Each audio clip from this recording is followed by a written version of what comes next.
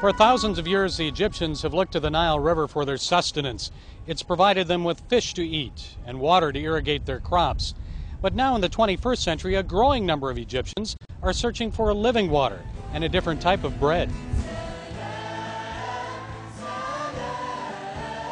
Many non-believers are coming to Christ because of dreams and visions and Christian television broadcasts.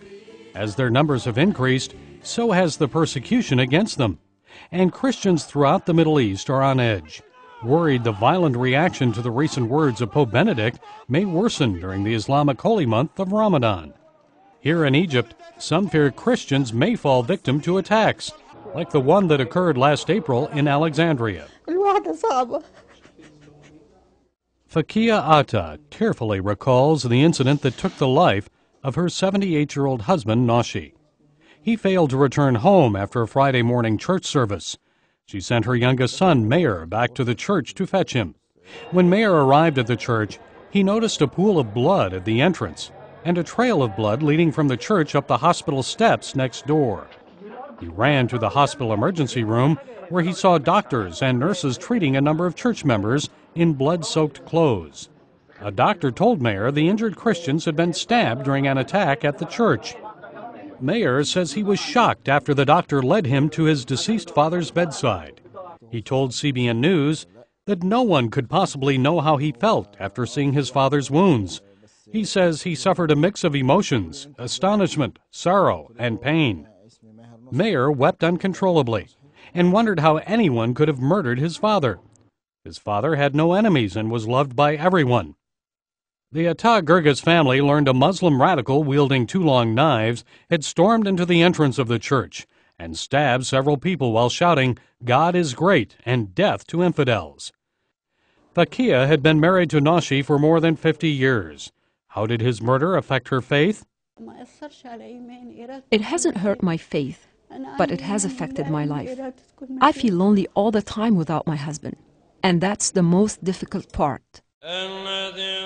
Christianity has existed in Egypt 6 centuries longer than Islam, yet Christians are only about 12% of the total population.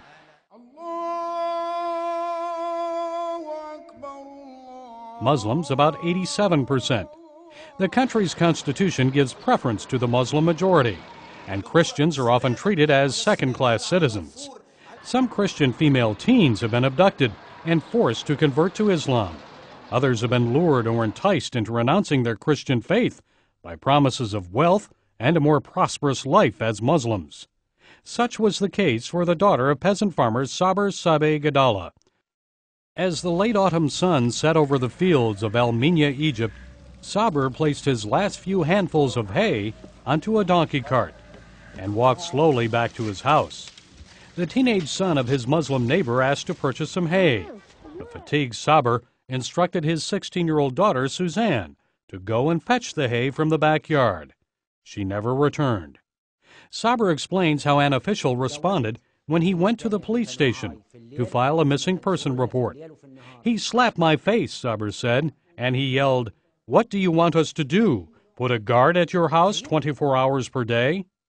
Saber believes Suzanne was abducted, forcibly converted to Islam, and married. Though police may know Suzanne's location, they've refused to reveal her whereabouts to her parents. "She'd never do anything like this willingly. She's very kind, innocent, and respectful of her parents," explains Saber. "If she did this willingly, why will they not let me ask her in person?" Saber says his family has been torn apart. All he wants is for the truth to be revealed. This former Muslim, we'll call her Rachel, says she came to Christ after she fell in love and married a Christian man. "We've hidden her identity to protect her from attack. Her family doesn't know she married a Christian or that she has left the Islamic faith. She is now in hiding because she says family members will murder her if they find out." It is written in the Quran that they must kill me and take my child. They would do it. And some, like Rachel, say they know God is with them in the midst of their suffering. The Lord tells us He cares for the sparrows.